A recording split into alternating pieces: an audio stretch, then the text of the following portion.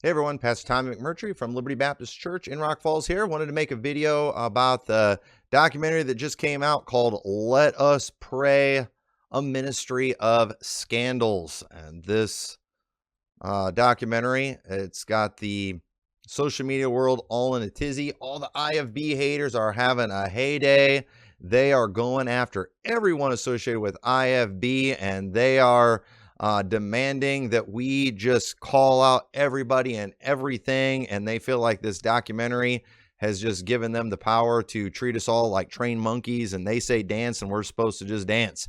And unfortunately, that's just absolutely ridiculous, but that's kind of how they're acting. That's what's going on right now. But I did want to give a response. I did watch this documentary. I must admit, I watched it somewhat distracted. I probably didn't catch everything. So if there was some important detail I'm missing out on, forgive me. I could have missed it, but I did catch a vast majority of it. I watched it pretty closely, and I will say, you know what? We could spend a lot of time talking about stuff that it got wrong, just facts that it got wrong, people that were mentioned who probably shouldn't have been mentioned. We could definitely do that, but I don't want to distract from all the stuff that they got wrong. To me, I would rather talk about some of the stuff that it got right, because to me, that's what matters. We will never stop the IFB haters from just telling lies and putting some of the falsehoods out there. That's just going to keep coming. It's going to keep happening. And understand too, whenever you do that, you discredit yourself. This documentary, while I definitely think there's some things that we need to acknowledge, it hurt itself by getting a lot of facts wrong, doing a lot of misrepresentation and things like that. But it doesn't mean everything about it was wrong. And I do think there's some stuff that was brought up that is definitely worth addressing. And so I'm going to do that. And so the first thing I do want to say about this documentary is, even though this was not a completely just and fair documentary, the IFB does kind of deserve this, because there has been a problem with a mentality where people thought that they can restore pervert preachers. We have no right to restore a man to a pulpit that's a sexual pervert. When you betray trust, when you do some of these sexual sins like that, you should never be restored to your position. That is ridiculous. And I'm so sick of this attitude. He's a God-called man. What are we to say against it? No, listen, God called. You know what God called for? God called for him to be a man who's a husband of one wife, somebody who's blameless. All those requirements that we see in 1 Timothy chapter 3. And so maybe God did call him, but when he went and he sinned like that, you know what? He disqualified himself. And he is not to be restored. He is to be removed. And I'm sick of, and I'm not going to preach a theology sermon about why we should not restore perverts to the pulpit. But let me just say, we shouldn't restore perverts to the pulpit. And the fact that Baptists have been doing this for years, you know what? You deserve this. Okay? We deserve this. We've got to speak out against this, and we've got to stop featuring. We should not have them in our church. They should not be on staff in our church. We should not go to meetings where they're preaching. We should not support Bible colleges that, send out these people or feature these people or have them preaching in their meetings. We should mark and avoid is what we ought to do. And we haven't done that as a whole. I have, and many have, but as a whole, we haven't. So guess what? We kind of deserve some of this negative publicity. So let's get over it, and let's have more people start standing against this stuff. I will say, this documentary, I don't think it was as bad as Shiny Happy People. I thought it was going to be really bad when I saw the trailer as far as going after the doctrine. It definitely did do some of that, and it shouldn't have done that. It was wrong, and I'll say more about that, but it wasn't as bad as Shiny Happy People.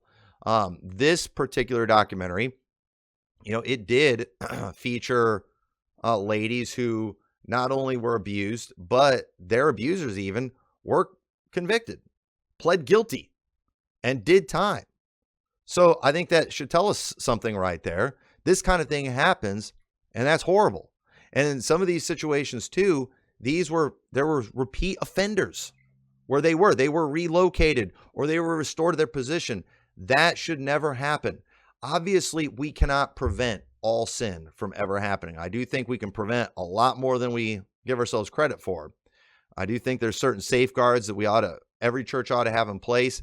But, there's always the chance that somebody is going to fly under the radar and do something. Okay. But here's what we can do is make sure we handle it appropriately. And when you find out someone is a pervert, an abuser, and you cover it up and it happens again, to me, that's unforgivable. I'm done with you. Okay. I'm done. That's unforgivable. So, but in this documentary, I was glad to see that these ladies got some justice. I think we ought to be talking a little bit more about how small of sentences these guys got who pled guilty to some pretty horrible stuff. I mean, not only are churches not keeping their people safe, but you know what? Our government's not keeping their people safe by letting people like these guys get out of prison so fast. So that was disappointing when I heard some of the sentences these guys got. I think that's a shame. But I mean, hey, I'm glad. Some of the ladies on there, they seem pretty happy about it. So I'm glad they were the victim. I will say this too, Eric Skwarczynski, he's somebody that I've interviewed before and I've talked to.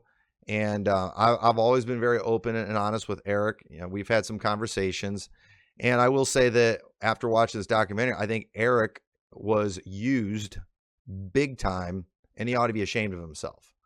It was kind of weird watching this documentary. And I realized that after it was over, because, you've got these places where they had these protests and you've always got Eric with all these ladies who were victims of abuse, but Eric's always there with them. And it's just like, what's he doing there with them? Well, here's what his purpose was. His purpose was to put forth a lot of the agenda of this documentary. This documentary used bad situations that did happen within the IFB, but they did use this to go after certain teachings in the IFB. And so Eric was the one making the most extreme, broad brushing, over the top statements. Even in the trailer, he's like, every IFB church is a powder keg waiting to explode. What a dumb thing to say. And so, the editors of the documentary, they obviously knew, hey, let's not have these ladies say those things like that because we don't want to discredit them. But Eric's not a victim. We'll use him to say all the extreme things against the IFB that we want. And boy, Eric was greatly used. And I know he knows better. I know he knows his statements were very broad brushed, over the top. I don't know if he was just saying what he had to say just because he was really hoping they would include clips of him on the documentary, or if they were telling him what to say. But all I know is the stuff that he was saying, he knew was not completely true. And Eric, I mean, he brought the credibility level of that documentary way down. And I think all the ladies that were part of this too ought to be disappointed by that because, again, I got nothing to say against them. I mean, they were abused and their abusers were convicted.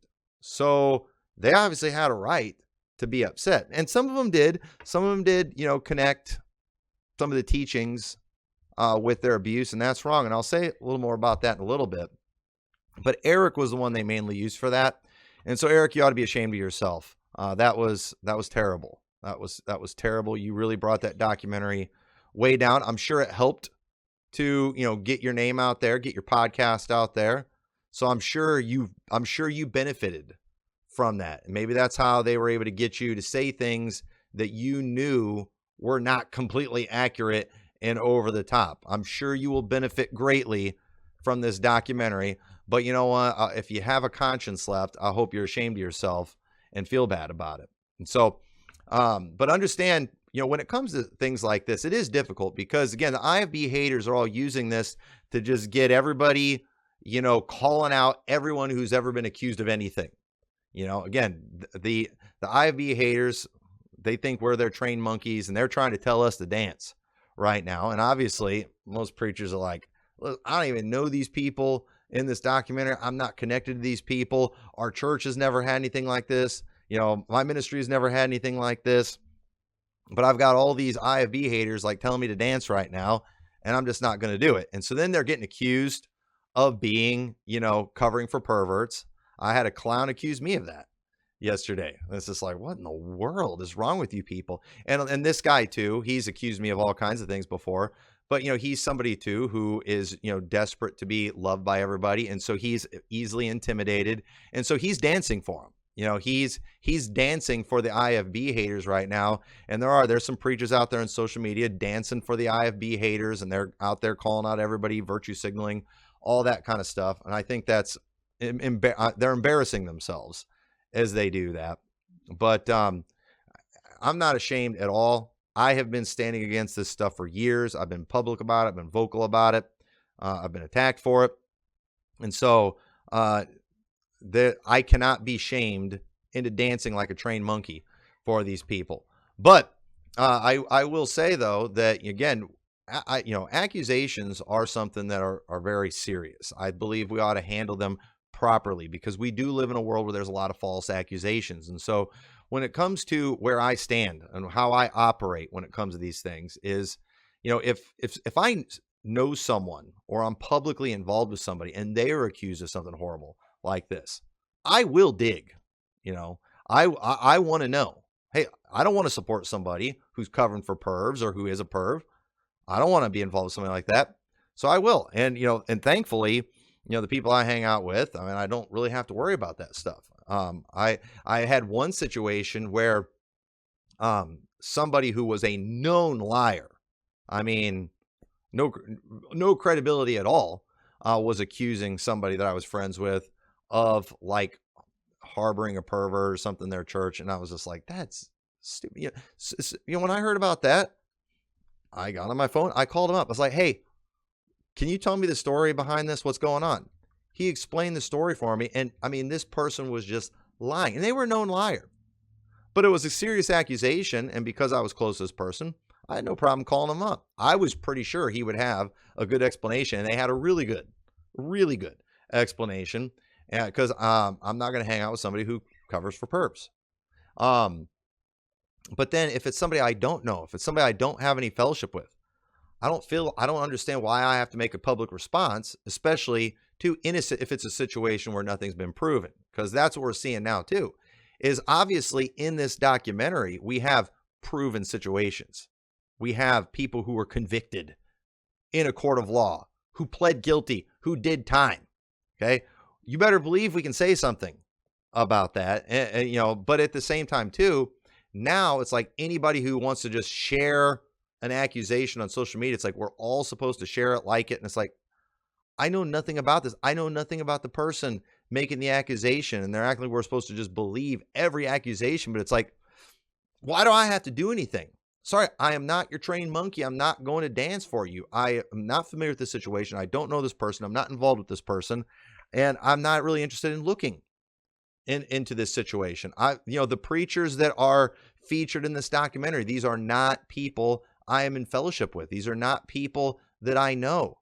And so the thing is, if I was in fellowship, I'd call these guys up and be like, hey, I need you to explain this to me. Because if you're not going to explain this to me, then you got to understand why I'm not going to be able to publicly support you, have anything to do with you anymore. But in the situations in this documentary, again, I'm already not the most popular guy in the IFB world anyway, but these are not people that I'm connected with. So sorry, I'm not going to dance for you. But now you say, well, what are you going to do now after watching this? Well, now that I've seen these things, these are not people that I would support. If I find out they're going to be preaching at a meeting, I would not go to those meetings. Now, where before I might have. Say, well, that's not fair. Shouldn't you check with them? I'm not obligated to do that. Okay. If these guys want to be leaders in the IFB, if they want to have these big public platforms and they want people like me to support it, then they're going to have to explain themselves. And they might feel like, I don't want to explain myself. I don't have to explain myself. Okay. I don't have to support you. I don't have to be a part of your meeting. And so, so as of right now, if a future opportunity comes up where one of these guys are featured at a meeting or a conference that I might have normally gone to, I'm not going. You know why? Unless they do something to convince me that they were innocent and that these were all lies. I'm not going to publicly align myself with that. Anybody who is involved in perversion or covering up for perversion, they should be finished. They should not be a leader in the IB movement. They shouldn't be featured at conferences. They should be canceled from conferences. And if they preach at conferences, those conferences should be empty. And so then I don't know these men. I'm not involved with these men, but at the same time too, if you see me next year at a meeting where they're preaching and I'm supporting that, then you know what? Jump down my throat. Make me explain myself. Okay. And as of right now, I would not be able to explain that or justify it. And so therefore I'm just not going. I'm not going to go. But at the same time too, I'm not going to, I don't feel the need to just dance for the IFB haters right now. So anyway, if a person gets, so when it comes to the false accusations, what do I consider proof? Well, again, if this is, and I'm talking about stuff outside my church, I'm talking about stuff outside my fellowship. Okay. If a person gets convicted, to me, that's proof. Okay. That's proof. If a person gets convicted, does time, that's proof right there. Another thing too, even if a church marks someone for these things, sometimes there might be a statute of limitations. Sometimes law enforcement's hands are tied because of those things. And so if I believe a church should always, if it's something criminal, they should always go to the police. For sure. Always go to the police no matter what, if it's something criminal. But at the same time, I think a church can do their own investigation, their own inquiry. And if a church comes to the conclusion that this person is guilty and they publicly mark them, I stand with that church. To me, that's proof. That was why I was supportive of Pastor Shiflett when he outed Cameron Giovanelli. He had a victim come forward in his church and say, this happened to me here at this church. Him and his deacons, they looked into it. They did diligent inquiry. They found her to be credible. And you know what he did? He publicly called out, man, if we'd have more people do that. That's what needs to happen. That is what needs to happen. And you know what? I was very vocal in my support because the proper authorities dealt with it. And then, thankfully, too, that preacher, he did a little bit of time, but he got, he's at least he's publicly marked. And you know what? Thank God for sex offender registries. I think that's a good thing. I think we need those things. I would be for an IFB sex offender registry if it was run by credible people. Not just, or if you're going to have something like that, let me just throw this out there for all the IFB haters that are always trying to make these databases of things. Unfortunately, you all have this culture where you have to believe everyone, okay? I think that discredits you, but again, it's your thing. But you know what you should do is you should have like a special marking on those where there was a conviction, because for somebody like me, that's powerful. And I think you should have another thing too, if that person was marked by their church. That's even more powerful with me. And so, I think that would be a good thing to have. And let me tell you, every church, please, every pastor, please mark these people. Please do it. You have a responsibility to do that. We would all be mad at our law enforcement if they let some known predator and pervert out in the streets and they did nothing. If we didn't have the sex offender registry and all that. And you know what? We ought to be mad at churches when they do the same thing. When there is a guy who you knew was a predator and he's on staff in another church, listen, every time these guys get away with something, it only emboldens them. We cannot let this happen.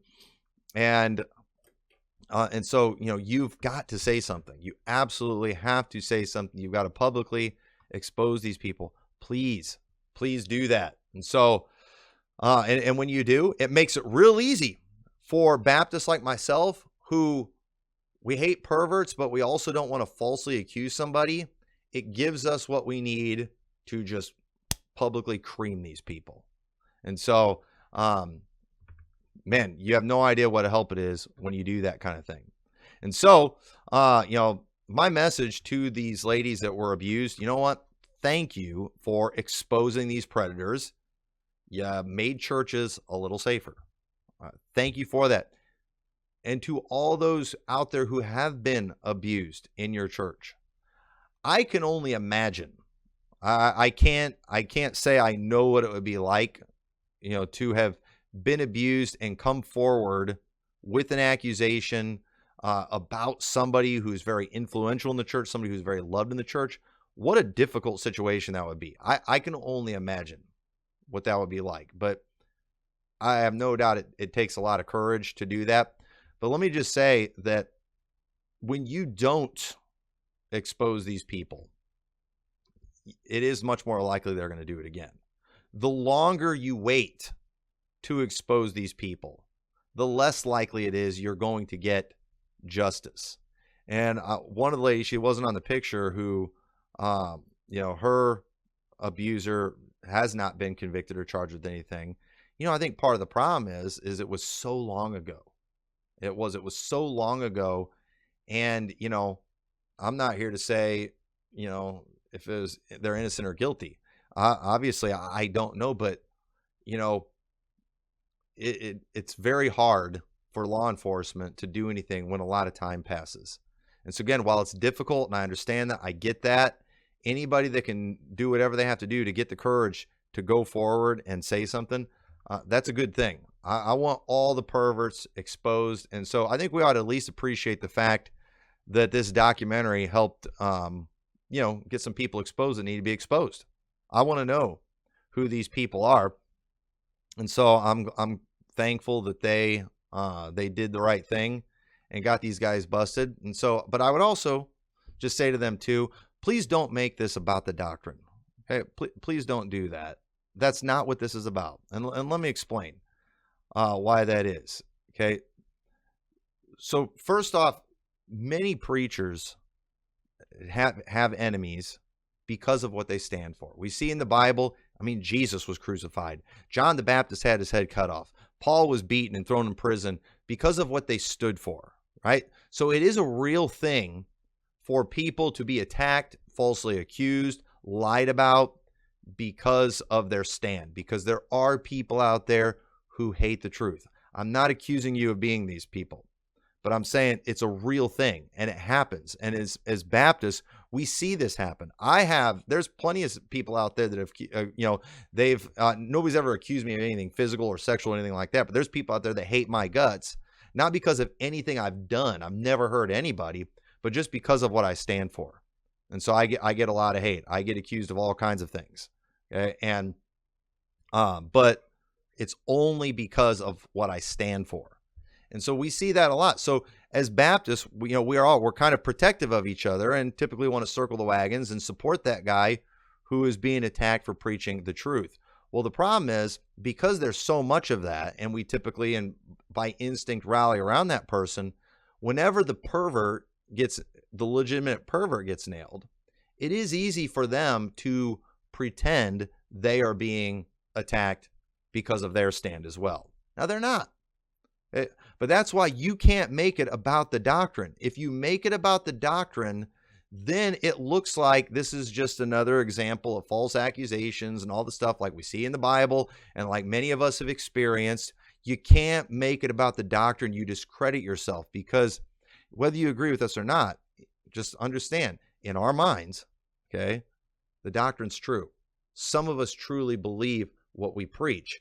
And so if we hear you slamming the doctrine that we know is true in our hearts, then it discredits you. And none of us stand for abuse and perversion or anything like that. Keep it about that. And if you do that, I think you will be much better off. I think it'll be less likely the IFB will circle the wagons for those people. And it's bad for you to get away from the good doctrine. But I can understand. I can understand, because here's the other thing too. I've preached a lot about this before, but fakes and phonies, they don't know how to be balanced. Okay? They don't know how to be balanced.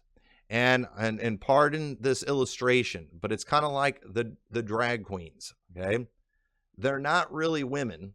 And so what do? They typically overemphasize certain female characteristics. Most women do not look like what a drag queen looks like. They don't wear that much makeup. Okay? They always overemphasize these things. Why? Because they're fake. And so phonies, okay, the Bible talks about how Satan's going to sow tares among the wheat. There's going to be wolves in sheep's clothing. Because it's not real, they are not capable of regulating themselves. So they typically are the most over the top. When it comes to the things that people hate about IB, the standards, they're typically the ones that go the craziest with the standards and the separation, and even the soul winning and the scriptures and the King James. They take everything over the top. They take the most extreme position on everything because they're fake. But most of us out here who are genuine, who believe what we teach, we're not like that. And even where we have very strong personal standards and strong personal stands, we're not out there beating up other people over these things. And so I can understand why you would associate the teaching with the abuse, because you unfortunately were under a ministry of someone who was a fake and who was a phony. And that's why they were so over the top on these things. And I do often, when I hear people that just go too far on things that are right, in my mind, I often mark that person, because it's like, I think they're trying to persuade us that they are something that they are not. And so I think that's what a lot of you ended up in. And so those of you out there who are against abuse, like Eric, you got to stop going after the doctrine. You're discrediting yourself. Okay? You're featuring the fakes, the guys that went too far. The doctrine was not the problem. They were the problem. So that's just my message to all of you out there. So thank you for exposing these guys, but don't discredit yourself by attacking good doctrine. I can understand why you'd be turned off to the IFB. You got treated horrible in it. You had a horrible experience in there in a bad church, and you probably even gotten a lot of flack from people who wanted to circle the wagons. I get that. I wish this stuff wasn't in this movement at all. But you know what? I'd like to do my part to get rid of it and to not be a part of that thing. But either way, truth is truth. We can't change truth. We can't compromise on truth. We can't cancel truth. And so this documentary, it wasn't as bad as Shiny Happy People with that, but it definitely did some of that. And you shouldn't have done that. You don't want to do that. It discredits the legitimate situation, but it doesn't change the fact, I'm convinced this documentary, it showed us some real perverts that were in Baptist churches. Those guys got convicted and pled guilty. They did time. And I say thank God for it. I'm glad they were exposed, and I wish they were all still rotting in prison. I wish we'd have just taken care of them the old-fashioned way and made it where nobody ever had to worry about them again. But unfortunately, our justice system's pretty messed up right now. I think we're a long way from that. But either way, just wanted to give my 2 cents on this documentary. Baptists, let's fix the things that we can fix. Let's not have anything to do with those who are perverts or supporting or covering for perverts. And those of you out there who have been hurt by these perverts, don't give up on the teaching of the independent fundamental Baptist world. It is good teaching. I'm thankful for it. Eric, bless your heart. You should just be ashamed of yourself.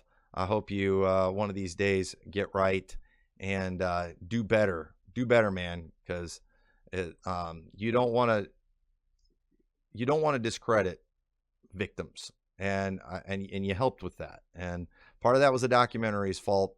But either way, I'm sure this will greatly expand your brand and your channel.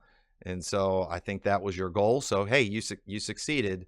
but you've convinced people like me that you're not genuine and you're using victims to advance yourself, and I don't think you ought to do that. And so either way, let us pray. A sad tale that many in the IFB have kind of caused to happen. This probably won't be the last documentary against our crowd. So you know what? But let's fix the stuff that we should definitely be able to fix. But I appreciate everybody watching this. So God bless you. We'll see y'all next time.